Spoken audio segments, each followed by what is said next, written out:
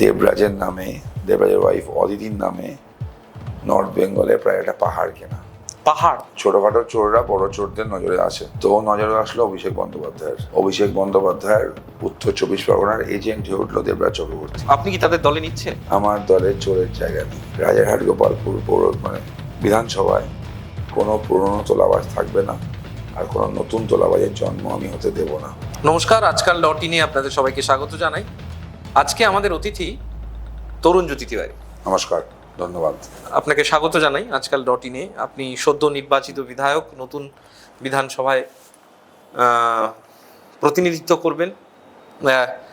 আমি প্রথম যেটা আপনার কাছ থেকে জানতে চাইবো, সাধারণত আমরা এই যে সিরিজটা করছি এতে নতুন সরকার, নতুন মুখ, একঝাঁক নতুন মুখের অভিজ্ঞতা, তাদের প্রত্যাশা এবং তাদের পরিকল্পনা এই নিয়ে আমরা কথা বলছি। তো আপনি যে অঞ্চল থেকে জিতেছেন সেই অঞ্চলে দীর্ঘদিন ধরে বর্তমানে রাজ্যের যে বিরোধী দল সেই দলের প্রার্থী জিতে আসছেন। যখন ডিলিমিটেড ছিল না, যখন একসঙ্গে ছিল তখনও এবং পরবর্তীতে, কিন্তু সেই অঞ্চল থেকে নানা রকমের অভিযোগ বিভিন্ন সময় তৎকালীন শাসক দল এবং বর্তমানে বিরোধী দলের বিরুদ্ধে উঠেছে। আপনি যখন আপনার নামটা যখন প্রথমবার ঘোষিত হলো এই আসনে প্রার্থী হিসেবে, তখন আপনি কি ঠিক করেছিলেন, কিভাবে লড়াইটা করবেন? দেখুন, আমার ফাইট ছিল একটা মুখোশের সাথে বেসিক্যালি। মুখোশ ছিল একজন, রাবার স্ট্যাম্পও বলা যায়, অদিতি মুন্সি। আমার সেদিনকেও ওনাকে নিয়ে কোনো অবজেকশন ছিল না, আজকেও নেই। হ্যাঁ, দুর্নীতির পার্ট যে তিনি নন এটাও বলতে পারি না আমি। তো প্রথম দিন থেকে ওনার এগেনস্টে আমি সেরকম কিছু বলিনি। একজন মাকে সম্মান করি আমি। দুর্নীতির ভাগিদারি তিনি ছিলেন তার হাজব্যান্ডের জন্য, তাই নিয়ে ওনাকে বেশি আক্রমণও করিনি আমি লয়ার, আমার হার্ড আর্ন মানি আছে, আমার ট্যাক্স পেড মানি, আর দল সাহায্য করে, সেখান থেকে আমার তার মধ্যে লড়তে হতো। আমি তার মধ্যে লড়েছি।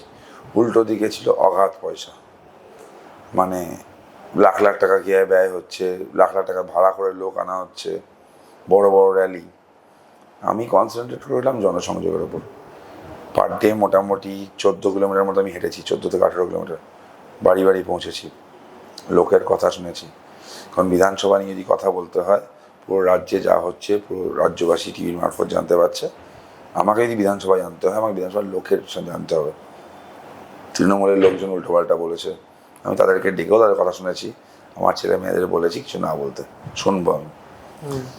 সো আমি অলওয়েজ শুনতে ভালোবাসি, আমার গুড লিসনার ওনাকে বলে, তো সেটাই করেছি আমি। তার রেজাল্ট আমি পেয়েছি এবং তাদের কথাগুলোই আমি কাজ করেছি, তাদের কথাগুলোই আমার প্রতিশ্রুতি। আমার যারা কার্যকর্তা, আমার সহযোদ্ধা, বিধানসভা একমাত্র তরুণজ্যোতি তিওয়ারি বা বিজেপি জেতেনি, আমাদের হাজার হাজার কার্যকর্তা দিতেছে। তারা বাড়ি বাড়ি পৌঁছেছে, বারবার সবার কাছে গেছে, সবার সাথে কথা বলেছে, আমার চিঠি নিয়ে গেছে, নির্বাচনী হলফনামা বলছি, নির্বাচনী ইশতেহার নিয়ে গেছে। হ্যাঁ, হলফনামাও নিয়ে গেছে দেবরাজ চক্রবর্তী, অদিতি মুন্সির। তো সব কিছু নিয়ে পার্ট যাওয়া, এবং লোক কথা বলেছে। বিশেষ করে সাউথ দমদম মিউনিসিপ্যালিটি এরিয়া বলি আমি, ওই এরিয়া যারা বিধায়ক কাউন্সিলর যারা আছে, প্রত্যেকটা এক্সের চোর। তাদের সন্ত্রাসে মানুষ সামনে কথা বলতে পারতো না, সেই মানুষগুলো কথা বলেছে, সেই মানুষগুলোর সাথে কথা হয়েছে, তাদের চোখের ভাষা দেখেছি, তাদের মনে সাহস এসছে। এবং তারপর হ্যাঁ, আমার বিজেপি সাংগঠনিকভাবে রাজারহাট গোপালপুর 3টে মণ্ডলে বিভক্ত। আমার সবচেয়ে কম লিড এসছে সাউথ দমদম থেকে, 6000 সামথিং। তো আপনাকে বলছি আমি, এই প্রত্যেকবার এই মণ্ডল থেকে আমাদের নেগেটিভে যায়। আমার যে মণ্ডল সভাপতি ছিল অনিলদা অত্যন্ত ভালো ছেলে। অনিলদাকে বলেছিলাম, অনিলদা এবার এখান থেকে আমরা লিড পাবো। আমার লিডটা পেয়েছি, কারণ being a lawyer we read eyes. আমার ক্লায়েন্ট এসে আমাকে সব কথা বলে না, আমার বুঝতে হয়। তো মানুষের চোখের ভাষা আমি দেখেছিলাম, স্বতঃস্ফূর্ততা আমি দেখেছিলাম। তো ওইখান থেকে তৃণমূল শেষ, বাকিটা তৃণমূল যাওয়াটা নর্মাল ছিল। মানুষের রাগ ছিল, একটা কথা বারবার উঠে আসে, একটা কথা, দেবরাজ চক্রবর্তীর নাম বারবার উঠে এসছে। এবং শেষ কয়েকদিন আমরা যখনই বসে ইন্টারভিউটা করছি, তার আগের রাত্রেই এটা নিয়ে একটা পর্ব চলেছে। অদিতি মুন্সি ওখানকার প্রার্থী ছিলেন, দেবরাজের স্ত্রী। কিন্তু দেবরাজের বিরুদ্ধে দেবরাজ সরাসরি সামনে প্রকাশ্যে এসে খুব বেশি কিছু কথা বলা বা ইত্যাদি কখনো করেন। কিন্তু এক্স্যাক্টলি কি সিনারিও, যে এলাকাটা, সেইটা যদি একটু খোলসা করে বলেন, এটা সাধারণ মানুষের না, বলছি। এখন তো জানাটা জরুরি। না, অ্যাকচুয়ালি দেবরাজই করেছে। 2021 থেকে শুরু করি। আচ্ছা, আরো পিছনে যাই। দেবরাজকে নিয়ে বলতে গেলে 2015 থেকে শুরু করতে হয়। আচ্ছা। 2015 সাল, দেবরাজ যখন হচ্ছে পূর্ণেন্দু বসুর আত্মসহায়ক। পূর্ণেন্দু বসুর অফিসে কিছু গোলমাল, চাকরি দেওয়ার নাম করে টাকা তোলা, প্রথম অভিযোগটা করলো পূর্ণেন্দু বসু। আচ্ছা। অ্যারেস্ট হয়নি তখন, দেবরাজ বহিষ্কার হলো। দেবরাজ কংগ্রেসে গেল, অধীর বাবুরা নিয়ে আসলেন ওকে। আর চোর was in on making at that time. Okay. চোর তৈরি হচ্ছিল তখন। ফার্স্ট চাকরি চুরি দিয়ে শুরু করেছিল। তারপর ভোটে দাঁড়ানো, ভোটে দাঁড়িয়ে জিতলো কাউন্সিলরে। জেতার পর তৃণমূলে লোকজন গিয়ে কথা বললো, টুক করে জয়েন করলো। তার বেলটা হয়েছিল অদ্ভুত গ্রাউন্ডে। বেলটা হয়েছিল জনপ্রতিনিধি, তার জন্য পিপি সাহেব আর অবজেকশন করেনি। বেরিয়ে আসার পর তৃণমূলে জয়েন, তৃণমূলে থেকে যাওয়া, এবং দেবরাজের ঘোড়া চলতে শুরু করলো। দেখুন, ছোটোখাটো চোররা বড় চোরদের নজরে আসে। তো নজরে আসলো অভিষেক বন্দ্যোপাধ্যায়ের। অভিষেক বন্দ্যোপাধ্যায়ের উত্তর 24 পরগনার এজেন্ট হয়ে উঠলো দেবরাজ চক্রবর্তী। চাকরি বিক্রি থেকে আরম্ভ করে সব কিছুতে থাকতে মানে চলে আসলো। সেখান থেকে এসে যখন আস্তে আস্তে আরও এগুলো ব্যাপারটা, বাইরে যাওয়া, ফরেন ট্রিপস, এই সেইগুলো চলতো। সাথে একটা গাড়ি ওর রেগুলার যাওয়া আসা করতে হচ্ছে বর্ধমান, পুরুলিয়া, সেখান থেকে রেগুলার যেত। সে গাড়িতে কী যেত না যেত, কী আসতো না আসতো, সেটা সময় বলবে। ইন দ্য মেন টাইম প্রাথমিক দুর্নীতি মামলা আসতে শুরু করলো। প্রাথমিকের ক্ষেত্রে এজেন্ট হিসাবে নাম উঠে আসলো দেবরাজের। 2021 পোস্টপোল ভায়োলেন্স, বলতে এখন খারাপ লাগে। একজন মা, সন্তানহারা মা, যে আপনাকে জড়িয়ে ধরে হাউ হাউ করে কাঁদে, বলে আমার ছেলের বিচার চাই, আপনার কীরকম লাগবে? যারা শুনছেন তারা যদি একটু পেন ফিল করতে পারেন, নিশ্চয়ই বুঝতে পারবেন। সেই মা তার সন্তানকে হারিয়েছে, তার হাজব্যান্ড সন্তানের দুঃখে মারা গেছে, সে একা, তার বেঁচে থাকার একটাই মোটো, তার ছেলের বিচার তার চাই। সে যখন জড়িয়ে ধরে কাঁদে, তখন ব্যাপারটা আর পলিটিক্যাল ছিল না, ইট বিকেম ব্লাডি পার্সোনাল ফাইট। তো আই টুক ইট পার্সোনালি। আমার সম্পর্কে অনেক কিছু হয়েছে, কিছু ফালতু অর্গানাইজেশন আছে, ফালতু একটা থার্ড ক্লাস পোর্টাল আছে, তাদেরকে দিয়ে বাঙালি অবাঙালি করার চেষ্টা করলো। আর তরুণজয়ী তিওয়ারিকে বাঙালি কি অবাঙালি প্রমাণ দেওয়ার কিছু নেই। বাংলা স্কুলে পড়াশোনা, বাংলা বড় হওয়া, একটা উদ্বাস্তু পরিবারের সন্তান, বাবা ঢাকা ইউনিভার্সিটি, মা চট্টগ্রাম, সারনেমের জন্য আমাকে অবাঙালি বলার কোনো মানে হয় না। যাই হোক, এগুলো চললো। ইন দ্য মিন টাইম এগুলো বলছিলাম, Debraj Chakraborty, post poll violence, school education, এগুলো চলতে লাগলো। করতে করতে আমার ইচ্ছা হলো একদিন একটু ঘাঁটাঘাঁটি করি। নির্বাচনী হলফনামাটা ঘাঁটলাম। অ্যাপারেন্টলি দেখে কিছু মনে হচ্ছে না, ইনকাম বেড়েছে আগের বছর থেকে, প্রতি বছর হতে পারে, নর্মাল, মানুষ গ্রো করে। মানে আমি লাকি যে ল স্কুল থেকে পাস আউট, তো আর ল স্কুলে হোস্টেলে থাকতাম, তো I have a very good friend circle. নাম নেব না কারোর, দে আর এমিনেন্ট লয়ার্স, যথেষ্ট নাম করা লয়ার। তাকে বললাম I need every detail about this man and his family.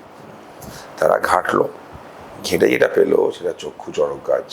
আচ্ছা। দেবরাজের নামে, দেবরাজের ওয়াইফ অদিতির নামে নর্থ বেঙ্গলে প্রায় একটা পাহাড় কেনা, পাহাড় অলমোস্ট 200 কাঠা। তারপর হচ্ছে কলকাতার আশেপাশে জমি। মজার ব্যাপার হচ্ছে জমি এই সেই করে হিউজ কয়েক কোটি টাকার সম্পত্তি। ব্যাপারটা হলো এই টাকাটা আসলো কোত্থেকে? ইনকামের সাথে ডিসপ্রপোর্শনেট। একটা জিপ মেরিডিয়ান চড়ে, একটা ফরচুনার আছে, একটা জাইলো আছে, জিপ মেরিডিয়ান আছে। জিপ মেরিডিয়ান কেনার টাকা কোত্থেকে আসলো? অ্যাবসার্ড, ম্যাচ করছে না। আরও এগুলো লাগলাম, প্রপার্টিগুলো অদ্ভুতভাবে 25/3/2026 সব প্রপার্টি বিক্রি করে দিল।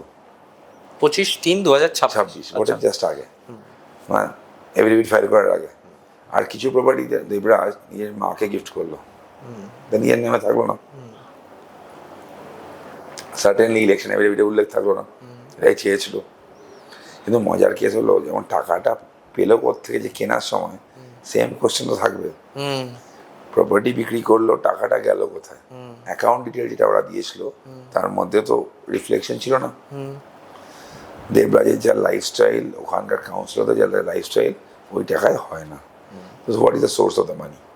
সোর্স অফ দ্য মানি হচ্ছে টাকা মানে চাকরি বিক্রি করা, সিন্ডিকেট, জমি। Syndicate, promoting, all this things. বেশ কিছু বড় প্রজেক্ট হচ্ছে ওখানে ওই এলাকায়, বাজার গোপালপুরে। শোনা যাচ্ছে দেবরাজের শেয়ার আছে। তো প্রজেক্টগুলোর মালিকরা পরে নিশ্চয়ই হিসাব করবেন, কার শেয়ার আছে কার শেয়ার নেই, কী হয়েছে না হয়েছে। বায়ু বলে একটা বড় প্রজেক্ট আসছে। তো বায়ু প্রজেক্টে কী আছে না আছে, এভরিথিং উইল কাম। দেখুন, আমি এটা সত্যি কথা বলতে চাই, পরিষ্কার বলতে চাই, সবে শুরু হয়েছে। চিন্টু অ্যারেস্ট হয়েছে, মাইকেলের নামে অভিযোগ ছিল, মাইকেল অ্যারেস্ট হয়েছে। আপনার কালকে ননি বলে একজন ছিল, সে অ্যারেস্ট হয়েছে। লাইনটা অনেক লম্বা, নামগুলো বলে দিতে পারি চাইলে আপনারা। মানে এদের কিছু ছিল না, টাকা আসলো কোত্থেকে আসলো। লম্বা তোলাবাজদের লাইন আছে, ভদ্র সমাজে তোলাবাজদের জায়গা নেই। এবং আপনাকে এটাও আমি পরিষ্কার বলে দিতে চাই, skip this recording in your archive. Rajarhat Gopalpur মানে বিধানসভায় কোনো পুরনো তোলাবাজ থাকবে না, আর কোনো নতুন তোলাবাজের জন্ম আমি হতে দেব না। একটা অভিযোগ এই সময় এই বিধানসভা এলাকায় এই একটা অভিযোগ খুব ওঠে যে যেহেতু এখানে প্রচুর কমার্শিয়াল ল্যান্ডস আছে, প্রচুর অফিস আছে এবং প্রচুর মানে গড়ে উঠছে এই জায়গাটা, এখনো অনেকটা অংশ গড়ে উঠছে, প্রচুর বিল্ডিংস উঠছে। ফলে এই যে অভিযোগটার কথা আপনি বললেন, এই যে তোলাবাজির অভিযোগটা, সেখানে প্রায় একজন একটা জমি কিনে প্রমোটারি করতে গেলে, ফ্ল্যাট করতে গেলে, সেই মানে ছোট উদ্যোগপতি থেকে বড় উদ্যোগপতি সকলকেই নানা রকম অনুপাতে এই এই জিনিসটা দিতে হয়। অনুপাত নানা রকম নেই, কাটা হিসেবে টাকার হিসাব আছে। কিরকম? কাটা হিসেবে 2 লাখ বা 5 লাখ প্রমোট তুলবে, plus supply plus labour contract. আরেকটা হিসাব আছে, ওরাই বানিয়ে দেবে 500 টাকা স্কোয়ার ফিট, সাপ্লাই ওরা ফেলবে, লাগে না, এটা এক্সট্রা টাকা, সবাই জানে। প্ল্যান স্যাংশন, সেখান থেকে শুরু হয় দুর্নীতি। জমি কেনা দুর্নীতি, প্ল্যান স্যাংশন দুর্নীতি, প্ল্যান অনুযায়ী বিল্ডিং তৈরি হচ্ছে দুর্নীতি। প্রমোটাররাও লাভ করার জন্য কোনো সময় এক্সট্রা ফ্লোর তুলে দিচ্ছে, কোনো সময় সাইডে বাড়িয়ে দিচ্ছে, স্ট্রাকচার কদম ফুলের মতো হচ্ছে। অদ্ভুত অদ্ভুত শেপের সবাই। হ্যাঁ, মানে আপনি বলছেন যে এই যে সামগ্রিক যে এটা তো একদিনে গড়ে উঠতে পারে না, না স্যার, এটা দীর্ঘদিন ধরে স্কিম একটা। হ্যাঁ, স্কিম। তো এইটাকে আপনি কি করে ভাঙবেন, এই পুরো জিনিসটাকে? খুব ইজি, খুব ইজি। খুব ইজি। দেখুন সাহেব, আমার খিদে কম, আই হ্যাভ মাই প্রফেশন, আমার একটা বাচ্চা মেয়ে আছে, তো আমি সব সহ্য করে নেবো। ভবিষ্যতে আমার মেয়ে কোনোদিন কোথায় যাবে, তাই কেউ বলবে চোরের মেয়ে, এটা আমি সহ্য করবো না। তো সেই পার্টি আমাকে একটা দায়িত্ব দিয়েছে, পার্টি ভরসা করে দায়িত্ব দিয়েছে, জনগণ ভরসা করে আমাকে বিধায়ক বানিয়েছে, ভরসাটা রাখবো। খুব ইজি। তোলাবাজগুলো কীভাবে অ্যারেস্ট হচ্ছে আপনি দেখেছেন, প্রায় 31 জন আমার বিধানসভায় এখনো পর্যন্ত অ্যারেস্ট হয়েছে। তার মধ্যে কিছু জন বিজেপির ছাপও আছে, তারা নিজেদেরকে বিজেপির বলে। আচ্ছা, বেশিরভাগই বিজেপির আছে। আচ্ছা, আমি বলছি, দলের নির্দেশ আমাদের, কোনো তোলাবাজ চলবে না, তোলাবাজ মাস্ট বি অ্যারেস্টেড। আমি দেখলাম, জানো তো, মানে ভোটের প্রচারে দেখলাম সংখ্যা কম ছিল, বেশ কিছু জায়গায় আমাদের লোক কম ছিল, অনেস্টলি ছিল, যারা লড়াই করেছে একসাথে তারা ছিল। 4 তারিখ আমি অদ্ভুত জিনিস দেখলাম। 4 তারিখ যখন আমি সার্টিফিকেট নিয়ে বেরোচ্ছি, কাউন্টিং সেন্টারে তো আমার বাইরে আমার কার্যকর্তারা, আমার সহযোদ্ধারা ভিজে দাঁড়িয়েছিল, তারা তো ছিলই, আবেগ ছিল। আমার নিজে দাদা ছিল তখন, মানে I couldn't hold my tears, আমি কেঁদেও ফেলেছিলাম ইনফ্যাক্ট। এবার তারপর যখন আমি অফিসে আসলাম, আমার নির্বাচনী কার্যালয়ে, আমি কয়েক হাজারের একটা ভিড় দেখলাম। এদেরকে আমি প্রচারে দেখিনি, এদেরকে আমি কোথাও দেখিনি। ফটো তোলার হিড়িক আসলো, ফটো তুলে কেউ ধরুন আপনাকে ফটো তুলতে চায়, আপনি তাকে অ্যালাউ করবেন, তো অ্যালাউ করা হয়েছে। পরে জানলাম এগুলো দুপুর 12টার পর বিজেপি, কেউ বিকাল 4টের পর বিজেপি, এদের তাণ্ডব বাড়তে আরম্ভ করলো। আর এদের সাথে আবার সাথ দিতে আরম্ভ করলো কিছু লোক যারা বিজেপির ছিল, বেরোতে বেরোতো না তারা, বলতো ভয় করছে, বলতো এ চোখ রাঙাচ্ছে, ও তাকাচ্ছে, এই করে বেরোতো না। তারা দেখলাম এদেরকে নিয়ে একটা গ্রুপ করে দিল, এবং গ্রুপ করে তোলাবাড়ি দিলাম, না নামলো। উনি বিশ্বাস করবেন না, 4 তারিখ রেজাল্টের পর 5 তারিখ আমার একটা রেস্ট নেওয়া উচিত ছিল। 5 তারিখ ভোরবেলা থেকে আমি বেরিয়েছিলাম বিধানসভায়, বেরিয়েছিলাম বিভিন্ন লোককে সাহায্য করার, যে খবরগুলো পাচ্ছিলাম সেগুলো করার জন্য।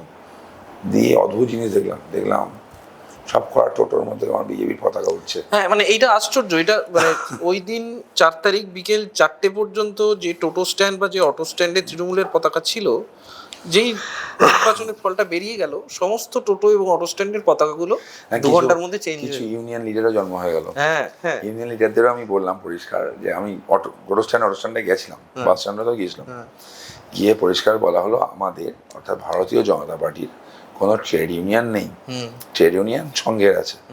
আমি ওনাদেরকে এটাও বললাম যে বিজেপির পতাকা লাগাতে হবে না, ভালোবেসে লাগাতে হলে লাগান, কোনো বাধ্যবাধকতা নেই। এই অবস্থাতেও যদি আপনার মনে হয় তৃণমূলের পতাকা লাগান, আমারও কোনো আপত্তি নেই। শুধু একটা রিকোয়েস্ট করে আসলাম, বলে আপনার তোলা কী হিসাবে দিতে হয়, অটো এদের বললো, অটোটা বললো পার ট্রিপ হিসাবে, পার ট্রিপ হিসাবে টাকা আমাদের দিতে হয়। আমি বললাম টাকাটা পুরো মাসে জমাবেন আপনারা। অবাক হয়ে গেছে, পুরো মাসে জমিয়েছে, মানে তরুণ জয়ী তিওয়ারি কি মান্থলি সিস্টেম চালু করবে? বললো হ্যাঁ স্যার জমাবো। জমিয়ে টাকাটা নিয়ে ছেলে মেয়ের পড়াশোনার কাজে ব্যবহার করবেন বা চিকিৎসার জন্য জমাবেন। That was my proposal. এটাও বলে এসছি, আমার নাম্বারও শেয়ার করে এসছি, যে কেউ যদি তোলা চাইতে আসে, you feel free to contact me, অথবা বাগুয়াটি থানায় গিয়ে কমপ্লেন করে দিন, নাগের বাইরে কমপ্লেন করুন, নিউ টাউনে কমপ্লেন করুন, এয়ারপোর্টে কমপ্লেন করুন। প্রত্যেকটা থানার ওসিদের বলা আছে, তোলাবাজির অভিযোগ আসলে কালার দেখার দরকার নেই, যার বিরুদ্ধে অভিযোগ আসবে arrest them, simply arrest them. মানুষের ভদ্রভাবে থাকার অভ্যাস চলে গেছে, don't worry, within next 6 months সবাই ভদ্রভাবে থাকার অভ্যাসটা করে নেবে। সাধারণ মানুষ তো খেটে খায়, তাই না? আপনি ধরুন, আপনার কথা বলছি, আপনি তো কাজ করেন, আমি চাকরি করেন, you get your salary, right? তো আমি আমার প্রফেশন আছে, I get my income from there. আমি যে কোর্টে নাও যাই, I have my juniors, I have my set up, তো মানি ইনফ্লো হবেই, আমার কনসালটেন্সিতেই হবে, লোকাল ফোন কনসালটেন্সি হোক, বসে হোক, সেটাই হবে। তো সেম ওয়েতে আপনারও তাই, তো সবাই খেটে খাক। পলিটিক্যাল ওয়ার্কার যারা পলিটিক্স ভালোবাসে করুক না, সাথে খেটে রোজগারটা করুক, তোলাবাজি না করে। তো কোনো নতুন তোলাবাজ থাকবে না, পুরনো তোলাবাজ থাকবে না, নতুন তোলাবাজ জন্মাবে না। That's my challenge. এই রাজারহাট গোপালপুর এলাকার মধ্যে অনেকগুলো গুরুত্বপূর্ণ আইটি সেক্টর, মানে আইটির হাবের বেশ কিছু জায়গা পড়ে, যে জায়গাগুলোতে বড় হোটেলস আছে। তো আপনার পরিকল্পনা কি এই আপনার বিধানসভা এলাকাকে কিভাবে? গোপালপুরে গোপালপুরে আইটি হাবস নেই, কিছু হোটেলস আছে, হোটেলস আছে, হোটেলস, কিছু ছোটখাটো অফিসও আছে। ছোটখাটো অফিস আছে, তার সাথে আমার কোনো ঝামেলা নেই। ব্যবসা তারা বড় করুক, বড় করলে এমপ্লয়মেন্ট হবে। আমার একটা ইচ্ছা আছে, আমি জানি না কতদূর পারবো, মানে মাই নেক্সট 3 or 4 months আমার জব ফেয়ার করার প্ল্যান আছে। আমি যাদের সাথে দেখা হয়েছে মাঝখানে, যারা আমার কাছে এসছে, তাদেরকে একটাই রিকোয়েস্ট করেছিলাম আমি, যে আপনার জব ফেয়ারটা করবো, আপনারা আসুন, even if you can employ 1 person, employ him. মানুষের কাছে কাজ থাক, দ্যাটস মোর ইম্পর্টেন্ট। তো কাজের চেষ্টাটা করছি। আবার হোটেলস বা অন্য কিছু নিয়ে আমার খুব একটা টেনশন নেই, খালি ব্যবসা করুক, রাস্তার ঝামেলা না করে, মানুষের উপর অত্যাচার না করে, এইটুকু ডিমান্ড। ধরুন যদি আপনাকে দীর্ঘ সময় ধরে সোশ্যাল মিডিয়ায় বিভিন্ন রকম ট্রোলের মুখে পড়তে হয়েছে, সেই ট্রোলকে আপনি কিভাবে মেনটেন করেন, কিভাবে সেই ট্রোলের উত্তর দেন? আমি এটা হাস্যকর লাগতে পারে হয়তো প্রশ্নটা, কিন্তু আপনি নিজেও সেটা দেখেছেন আমি জানি। এবং যেহেতু সংবাদ মাধ্যমে, মানে বৈদ্যুতিন সংবাদ মাধ্যমে, টেলিভিশন চ্যানেলে আপনাকে খুব নিয়মিত দেখা যায়, নিয়মিত থাকেন আপনি, সেহেতু আপনার মুখটাও চেনা, সেই কারণে নানা রকম হাসি ঠাট্টা এগুলোর মুখের মধ্যে পড়তে হয়, চলতে থাকে। হ্যাঁ, তো আপনি কিভাবে দেখেন এই পুরো জিনিসটাকে, যে আপনাকে নিয়ে যে হাসি ঠাট্টা হয়, যে মিম হয়, এই যে নানা রকম কথা? That's good, I like creativity. আচ্ছা, কেউ যদি আমাকে নিয়ে করে, তার যদি রিচ বাড়াতে ভাবে, you should do it. I believe in work. মানে আমার কাছে ওয়ার্ক ইজ ওয়ার্শিপ। আমার প্রফেশনাল ব্যাপারেও আমিও ড্যাম সিরিয়াস, কোনো কাজ যখন করি সেটাকে এন্ড করে নিয়ে যাওয়ার চেষ্টা করি। আমার ক্লায়েন্টসরা জানে, আমার বন্ধু বান্ধবরা জানে, পলিটিক্স যারা আমার সাথে 100 বছর করছে তারা জানে। সোশ্যাল মিডিয়া আমাকে নিয়ে যখন কিছু বলে আমিও ইয়ার কি চলে বলতে থাকি, মাঝে মাঝে দুজনকে রিপ্লাইও করে দিই। অ্যান্ড সবার জানা হয়েছে, আপনারা জানেন আমার সোশ্যাল মিডিয়া হ্যান্ডেল আমি নিজে ইউজ করি। ও আচ্ছা, ওটা আপনি নিজেই করেন? ওটা আমি নিজে করি, ওটা কন্ট্রোল আমি কাউকে দিই না। আচ্ছা, তার কারণ ওই লাইট মোমেন্টস আমি মিস করতে চাই না। আচ্ছা। অ্যান্ড ভালো মানে আমি যারা করছে তাদেরকে তো বলবো আরো ভালো করতে। কারণ দেখুন, একটা বদ্ধ পরিবেশে আমরা নেই, আমরা গণতন্ত্রে আছি। কাউকে অসম্মান না করে যাকে খুশি ইয়ার কি চলে মেম, আমার নাম তো আর মমতা বন্দ্যোপাধ্যায় নাই রে বাবা, যারা মেম করলে আমি তারা তো জেলে পাঠাবো নো। তবে শালীনতার মাত্রা রাখা ভালো। আমি বলছি আমার পরিবার আছে, মানে আমার মেয়ে আছে, আমার স্ত্রী আছে, আমার মা আছে, আমার দিদি আছে, আমার দাদা আছে, ফ্যামিলি আছে। আমিও ঘরে ফ্যামিলি টেনে কথা বলি না, তো ওইটা না টানাটাই ভালো। যারা খুব বিগুলো করেন তাদের জন্য জাস্ট এ ওয়ার্নিং, না টানাটা ভালো হবে, বেটার হবে। Last but not the least, ইয়ার কি চলুক, মজা চলুক, যা খুশি করবেন, কোনো আপত্তি নেই। খালি মনে রাখবেন ওই মাঝখানে একটা করলো ছোকরা এআই দিয়ে কত নোংরামি করলো, যেমন কেয়া দিয়ে আছে আমাদের মুখপাত্র, রেখা দিয়ে আছেন এখন ইঙ্গলগঞ্জ এমএলএ, আমাদের সন্দেশখালী প্রতিবাদী মুখ। আমি কেয়া দি আর রেখা দিকে নিয়ে একটা বাজে ফটো করা হয়েছিল। একটা তো জীবনের শিক্ষা পেয়েছে, ক্রিমিনাল কেস চলবে তার নামে সারা লাইফ। আর যেগুলো ছিল যে সময় করেছিল আমি একটাকেও ভুলিনি, আমি হাতেই কাউকে মারা চট থাপ্পড় মারাকে বিশ্বাস করি না, but they will be booked as per law. আমি লয়ে বিশ্বাস করি, আইনে বিশ্বাস করি, আইন অনুযায়ী প্রত্যেকের বিরুদ্ধে ব্যবস্থা হবে। এবং কোনো আমি আমার কথা বলছি না, কোনো মহিলাদের নিয়ে যদি কেউ এরকম নোংরামি করে, মেম বানানোর নামে মহিলাদের নিয়ে কিছু করে, তাহলে he or she will fail face the music. নোংরামিটা সীমা থাকে, মজা চলুক না, আমাকে নেই আর কি মারতে মারুক, মানে আমি ওয়েলকাম করি। আপনি একটা কথা ছেড়ে এসেছিলেন, ওই কথাটা আমার একটু জানতেই আগ্রহ হচ্ছে যে 4 তারিখে ভোটের রেজাল্টের পর হঠাৎ করে অনেক মানুষ শিবির বদলেছেন, পরিবর্তন করেছেন। হয়তো আপনার কাছেও নানা রকম প্রস্তাব এসছে, তো আপনি কি তাদের দলে নিচ্ছে? আমার দলে চোরের জায়গা নেই। আচ্ছা। ক্লিয়ার স্ট্যান্ড পার্টির একটা অ্যাপ আছে আমাদের, নাম বলছি না, আমাদের ইন্টারনাল একটা অ্যাপ আছে, ইন্টারনাল আমাদের ডেটাবেস আছে, বিজিবি ডেটাবেস খুব স্ট্রং। পতাকা মেখে পতাকা নিয়ে আবির মেখে মিস কল মেম্বারশিপ করে বিজেপি হওয়া যায় না। বিজেপি একটা আবেগের নাম, একটা ভালোবাসার নাম। আমি আমার বলতে পারি 2009 সালে পার্টিটা জয়েন করেছিলাম আদর্শ ভালোবেসে। একটা ছোট্ট ইনসিডেন্ট আপনাকে বলছি। আপনি কেন জয়েন করলেন পার্টি? বলছি 2021 সালে আসছি, এটা আগে বলা না দরকার। 2021 সাল নাড্ডাজি সভা নবদ্বীপ। আমি কোনো সময় স্টেজে থাকার থেকে না মাঠে থাকতে পছন্দ করি, গ্রাউন্ডে থাকতে পছন্দ করি। ইনফ্যাক্ট যারা গ্রাউন্ডে কাজ করে তারা আমার অনেক বেশি প্রিয়, তারা অনেক বেশি কাছের। এবার তার সাথে কথা বলছি, একটা বয়স্ক লোক বসেছিল, সে মানে গাটিয়ে খাচ্ছিল। আমি পাশে বসলাম, কাকা কেমন আছো? বলে ভালো আছে। আমাকে চেনে না, মিডিয়া ফিডিয়া দেখে না, যে পতাকাটাকে চেনে, সে প্রতীকটাকে চেনে। সে আমাকে বললো যে তোর পতাকাটা কোথায়? না সত্যি আমার হাতে পতাকা থাকা উচিত ছিল, নেই। তো দিস ইজ দ্য আবেগ, এটা হচ্ছে ভারতীয় জনতা পার্টি, এটা হচ্ছে ভালোবাসা। আমার হচ্ছে 2009 সাল ইউপিএ 2 আসলো, টিএমসি 34টা মতো আসন পেলো, টিএমসি 11তে আসবে কোয়াইট শিওর। ইউপিএ 2 আসার পর আমি গিয়ে, তখন রায়হাটে একটাই মন্ডল অফিস ছিল, আমাদের অখণ্ড মন্ডল ছিল, লোকসান মন্দিরের উল্টো দিকে একটা ছোট ঘর ছিল টালির। ঢুকতেন আপনি, বাঁ দিকে একটা টেবিল ছিল, ডান দিকে একটা টেবিল ছিল, আর টিমে বল চলতো। এই ছিল অফিস। 5 টাকার ফর্ম পাওয়া যেত মেম্বারশিপ করার, এই 5 টাকার ফর্মে মেম্বারশিপটা হয়নি।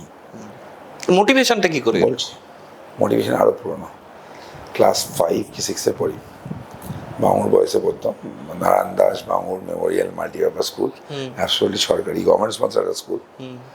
সেখানে বুক ফেয়ার হতো মাঝে মাঝে, মানে আসো বই টই বিক্রি করতো লোকজন, সবাই কিনতো। তো একটা বই আমার ভালো লেগেছিলো, অটল বিহারী বাজপেয়ী আমার 51টি কবিতা। যে 51টি কবিতার মধ্যে এক সাইডে হিন্দি লেখা বাংলা হরফে, এক সাইডে বাংলায় লেখা। তো ওটা নিয়ে আসলাম, প্রধানমন্ত্রী রাইট, এটা থাকবেই। নিয়ে আসলাম, নিয়ে এসে 7-7 হবে মনে হয়, 7-7 হবে। নিয়ে আসলাম, নিয়ে এসে পড়লাম একটা কবিতা, অনেকগুলো বুঝতে পারিনি। একটা কবিতা ছিল উঁচাই, हे मेरे प्रभु मुझे इतना ऊंचाई कभी मत देना जहाँ मैं अपनों को गले ना लगा सकूं, मुझे इतना रुखाई कभी मत देना। তো কবিতা ছিল, মায়েরা ছিল একটা কম্পিউটার, একটা পাহাড় সব থেকে উঁচু, বিশাল উঁচু, এত উঁচু সেখানে একটা গাছ পর্যন্ত জন্মায় না, তার আশেপাশে কেউ নেই, সে উচ্চতায় একা দাঁড়িয়ে আছে। একটা গাছ জন্মায় না, পাখির আশ্রয় পর্যন্ত সেখানে হতে পারে না, সে কাঁদতেও পারে না কারণ জলটাও সেখানে বরফ হয়ে যায়, সে নিঃসঙ্গ। তো প্রভুর কাছে আবেদন, আমাকে এতটা উঁচু কোনোদিন করবে না যেখানে আমি নিজেদেরকে গলায় করতে পারবো। আমি বাবার কাছে নিয়ে গেছিলাম, ভাবলাম কি এটা বুঝতে পারছি না আমি। He made me understand, he gave me certain books, I started reading about the ideology, একটা ভালোবাসা গ্রো করে। তারপর পলিটিক্স নিয়ে যখন ল কলেজে পড়তাম, 2005-এ লয়ে পড়ছি আমি, পলিটিক্স নিয়ে আলোচনা হতো, এ ভালো এই খারাপ, এ ভালো ও খারাপ। তখন I took a decision, politics is bad. তখন version was that, like that only. CPM তখন মানে মধ্য গগনে 2006-5 কে সিপিএম মারবে, দিয়ে ডিসিশন নিলাম 2009 নো, মানে you can't criticise something if you are not a part of that. So I thought of being part of it. So 2009-এ আমি গিয়ে জয়েনটা করলাম ওই পার্ট হওয়ার জন্য। ক্রিটিসাইজ করলে থেকে করবো, পলিটিক্সে বাইরে থেকে নয়। এডুকেটেড ছেলেমেয়েরা যদি পলিটিক্সে না আসে তো আনএডুকেটেড লোকজনগুলো আসবে, তা আমরা জনপ্রতিনিধি পাবো অশিক্ষিত কিছু, ল মেকার পাবো কিছু অশিক্ষিত কিছু। তো educated youth should come into politics. দেখুন আমরা চাইবো আমার দলে আসুক, কিন্তু আমি তাও বলছি তার যেই দল ইচ্ছা লাগে, যেখানে ইচ্ছা লাগে যাক, আইডিওলজি ফাইট হবে, একজন আরেকজনের পিছনে বন্দুক নিয়ে ছোটাছুটি কেন হবে, আদর্শের লড়াইটা হোক না। তো এটাই ছিল মোটো আমার। তো ওইখানে জয়েন করা, বিজেপিতে আসলাম, পরিবারে জয়েন করলাম। BJP didn't promise me anything, বল নেই তোমাকে জায়গা করবো, এই করবো, এই করবো। 2010-এ আমাকে নিয়ে নিল হচ্ছে লিগ্যাল টিমে, স্টেটের এক্সিকিউটিভ মেম্বার। 2011 থেকে আরও দায়িত্ব বাড়লো, ইয়াংগেস্ট জিএস হলাম আমি। দেবজিৎ দাও একসাথে ঢুকলো, দেবজিৎ সরকার যিনি আছেন আমাদের অন্যতম স্পোক্স পারসন, উনি ঢুকলেন ওই সময়, লিগ্যালসে তার ইন্ডাকশন হলো, একসাথে কাজ করা। 2017 সাল দেবজিৎদা বললো আর কদিন লিগ্যালসে থাকবি, যুব মোর্চায়। দেবজিৎদা যুব মোর্চায় টানলেন, কিছু জেলার দায়িত্ব দিলেন, কাজ করলাম। 2020 সাল ভাইস প্রেসিডেন্ট হলাম যুব মোর্চার। 2021-এ আবার রিনিউ হলো, ভাইস প্রেসিডেন্ট হলাম। এই ইলেকশনের আগে আমার টেনিউর শেষ হয়েছে যুব মোর্চার, বয়স পার করে গেছে। Probably I was a single person যে বিজেপিতে 2টো পোস্ট হোল্ড করতো, একটা যুব মোর্চার ভাইস প্রেসিডেন্ট, আর সেটা লিগ্যাল কো ইনচার্জ। এই ছিল আমার BJP journey, and I love each and every moment of it. BJP আমাকে প্রমিস করেনি যে I will give you something. BJP আমাকে জায়গা দিয়েছে, পদ দিয়েছে, দলের মুখপাত্র বানিয়েছে। তো মিডিয়াতে যখন বসছেন না, তলায় যখন লেখা থাকে বিজেপি মুখপাত্র, ওটা আমাদের মতো সাধারণ কর্মীর কাছে অনেক গর্বের ব্যাপার। কোনো অফিসিয়াল লেটার যখন ইস্যু হচ্ছে, বিজেপি অফিসিয়াল লেটারে যখন নাম থাকছে, তখন আমাদের মতো কর্মীদের কাছে এটা অনেক বড় ব্যাপার। তা আমরা দলের সাধারণ কার্যকর্তা, ওইভাবেই থাকতে চাই। It's like dedication towards the party. আর আমাকে পার্টি শিখিয়েছে nation first, party second, self last. তো যে অটল বিহারী বাজপেয়ীর, প্রাক্তন প্রধানমন্ত্রী অটল বিহারী বাজপেয়ীর কবিতা থেকে একটা জার্নি শুরু হয়েছিল, সেই জার্নিটা একটা সিঙ্গেল বাল্ব জ্বালাবো অফিস থেকে হয়ে এখন বিধানসভা পর্যন্ত। আপনি নিজের একজন খুব ফোকাসড একজন মানুষ, নিজের কেরিয়ার, নিজের প্রফেশন ইত্যাদির ক্ষেত্রে, রাজনীতির ক্ষেত্রেও তাই। আমার শেষ প্রশ্ন, আপনি কোথায় নিজেকে দেখতে চান রাজনীতির প্রেক্ষিতে, সমস্ত কিছুর প্রেক্ষিতে? আজ থেকে 10 বছর, 20 বছর, 15 বছর বাদে আপনাকে মানুষ কিভাবে মনে রাখুক, আপনি কোথায় দেখতে চান নিজেকে? দেখুন, আপনার একটা কথা বলি ফার্স্ট, বিধানসভা আমি আগে কোনোদিন ঢুকিনি। আচ্ছা। আমাকে অনেকজন অনেক সময় ইনভাইট করেছিল, এখানে আয়, আমি কোনোদিন ঢুকিনি। বলেছিলাম যে এনকে যোগ্যতা হবে সেদিনকে ঢুকবো, তার আগে নয়। তো দল সুযোগ দিয়েছে, সেটা কাজে লাগানো হয়েছে, ঠিক আছে। আজ থেকে 10 বছর পর মানুষ আমাকে মনে রাখবে যে এমন একজন আছে বা ছিল, who really work for the people, যে অ্যাক্সেসেবল ছিল, যার কাছে গিয়ে কোনোদিন মনে হয়নি যে উনি নেতা, আমার সাথে কথা বলা যাবে না, গিয়ে তাদের সাথে ক্যাজুয়ালি মিশত। একজন বিধায়ক যে ব্যাগটা নিয়ে বাজারেও যায়, একজন বিধায়ক যে তাদের কথা বিধানসভাতেও বলে। আমি আমার অফিসগুলো ওপেন হচ্ছে, একটা অফিস সামনের সপ্তাহে হবে, অফিসগুলোতে আমি 0 পলিটিক্যাল ইন্টারফারেন্স রাখছি। বিধায়ক কার্যালয়, পলিটিক্যাল জায়গা আলাদা, সেখানে মানুষের জায়গা থাকবে। সেখানে কি সাধারণ তৃণমূল সমর্থক, সাধারণ সিপিএম সমর্থকরাও সমান সুযোগ সুবিধা এবং ওটাই আসছি। আমার কার্যালয়ের নাম বিধায়ক কার্যালয় নয়, প্রত্যেকটার নাম হচ্ছে জনতার কার্যালয়। আচ্ছা। অফিসের বাইরে সবার পলিটিক্যাল পরিচয় থাকতে পারে। Once he or she enters into that office, উনি একজন নাগরিক। আমি প্রত্যেকটা অফিসে সপ্তাহে একদিন করে অন্তত বসবই, সাথে আমার ছেলের মেয়েরা থাকবে কিছু। তারা পলিটিক্যাল বায়াসনেস দেখবে না, কে কোন পার্টি করে দেখবে না, যে কাজটা থাকবে হয়ে যাবে। তো ওখানে কে তৃণমূল করছে, কে সিপিএম করছে, আমার কিচ্ছু যায় আসে না। কাজ দরকার, কাজটা হবে। আর মানুষ আমাকে এইটুকু ভাবেই মনে রাখবে যে একজন ছিল বা আছে যে মানুষের জন্য কাজ করেছিল, যে তাদের পাশে ছিল। আমি প্রমিস করেছিলাম এলাকায় ভোটের আগে, আমি আপনাদের নেতা হব না, আমি ঘরের ছেলে হব। তো 5টা বছর যাওয়ার পরে যেন এরকম হয়, আমি ঘরের ছেলে হই, দুপুরবেলায় যদি আমার খিদে পায়, যে কোনো বাড়িতে ঢুকে কাকিমা ভাত দাও যেন বলতে পারি, এইটুকুই আমার দাবি। অসংখ্য ধন্যবাদ তরুণজ্যোতি আমাদের সঙ্গে থাকার জন্য এবং এতক্ষণ আমাদের সঙ্গে কথা বলার জন্য। আপনার বিধায়ক জীবন যে শুরু হলো, একটা নতুন ল মেকারের জীবন, এই জীবন খুবই সাফল্যের সঙ্গে আপনি পালন করুন এবং বিধানসভায় আপনার সময়টা খুব ভালো কাটুক। ধন্যবাদ, নমস্কার।